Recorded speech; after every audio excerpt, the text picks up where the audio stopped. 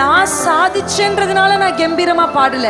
நான் ஆராதிக்கிற தேவன் சகலத்தையும் சிலுவையில் எனக்காக சாதித்தார், ஜெயித்தார், முடித்தார்.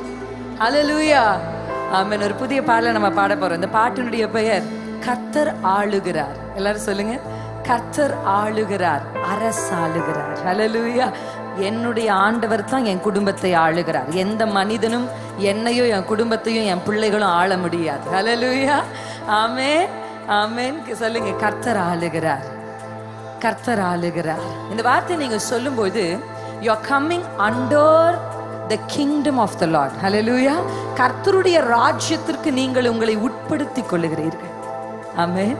முதலாவது கர்த்தருடைய ராஜ்யத்தையும் அவருடைய நீதியும் நாம் தேடும் பொழுது இவைகள் எல்லாம், எவைகளை நீங்கள் இன்றைக்கு எதிர்பார்த்து வந்தீர்கள் என்று தெரியல.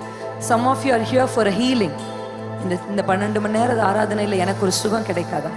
Some of you are here for a deliverance. எனக்கு ஒரு விடுதலை கிடைக்காதா? என் குடும்பத்தில் ஒரு மாற்றம் வராதா? என் மனதில் இருக்கிற போராட்டங்களுக்கு முடிவு வரா? நீங்க எதை கேட்டு வந்தீங்கன்னு தெரியல, ஆனா எல்லாம் உங்களுக்கு கூட கொடுக்கப்படணும்னா you have to come to the kingdom of the Lord.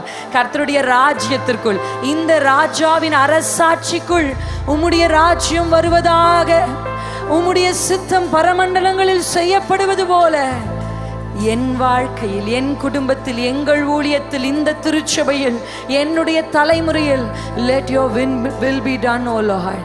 என் கைகளை அப்படியே உயர்த்தி சொல்லுங்க, கர்த்தர் ஆளுகிறார், அரசாளுகிறார்.